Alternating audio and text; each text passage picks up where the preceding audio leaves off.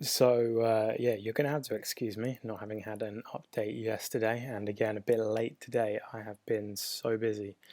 I'm training full time myself at the moment, and beyond the time that takes, it just leaves me so tired as well. And yeah, I was just doing some stuff, yesterday. Life gets in the way, and I'm back with you today. And now it's pretty interesting, really. Initially, you can see that the field is completely split out at the front. There's been some quite sad events. Now, if I move back a bit here, we can see Michael Wacker. He was apparently hit by a car yesterday. He's all right. Well, he's probably a bit annoyed, but bones and scratches and things, he's all right. Nothing's broken, so that's good to hear. Always a shame, basically.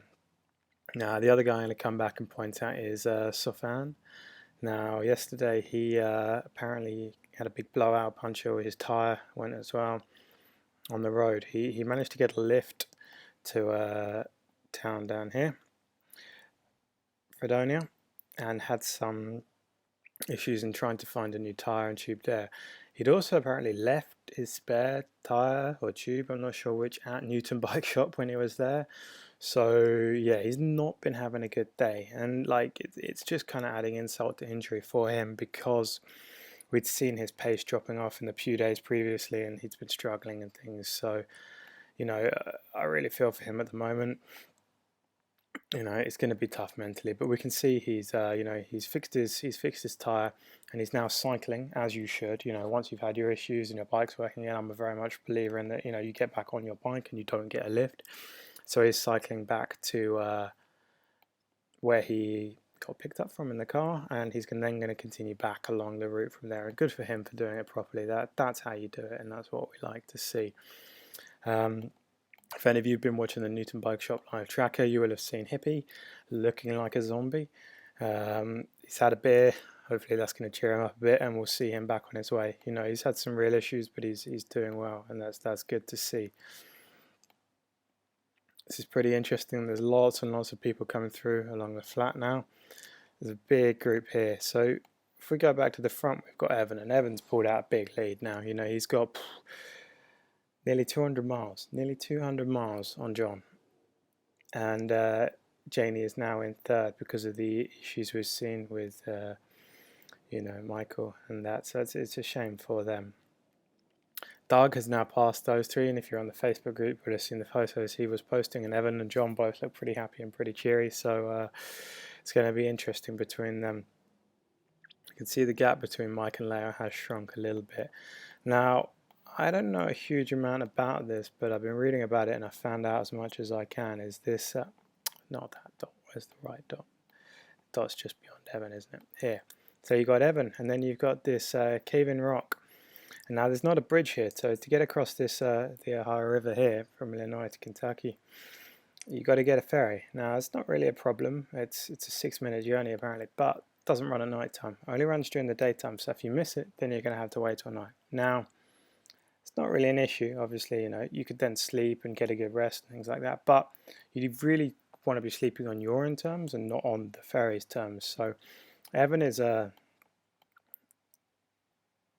only 84 miles away from the ferry, and at the moment the time is 11:29 a.m. So he's going to make it before the last ferry. I think it's 9 o'clock tonight. But if we go back to John now, there's a dot here, so that's 100 odd, 120 odd miles to the ferry, and John's 26 miles to that. So John's got 240 miles to the ferry.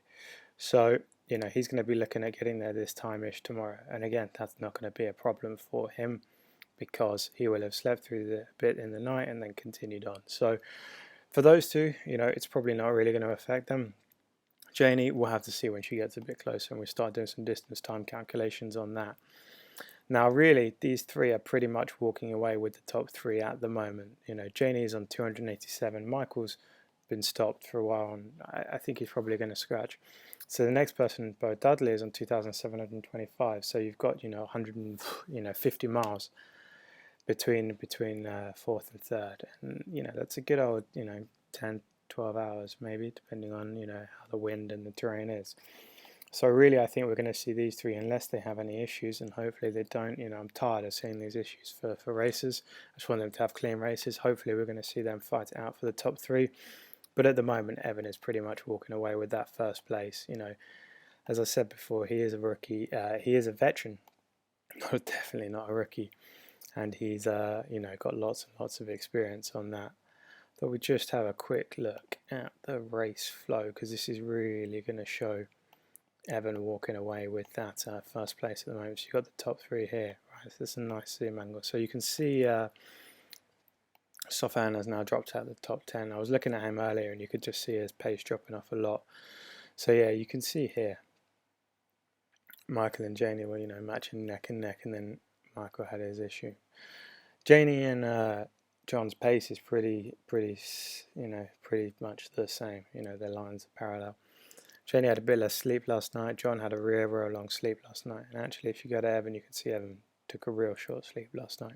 And that's how Evan has pulled out this gap. He's perhaps moving slightly faster than John, but it's the fact that John took a real long sleep last night. And, you know, a couple of shorter sleeps for John, a real long sleep. I expect to see him pushing on the next few days, and if not, pushing on to the finish from here. So it's going to be interesting watching these three fight it round. Yeah, Evan's pulled a gap, but he's had less sleep.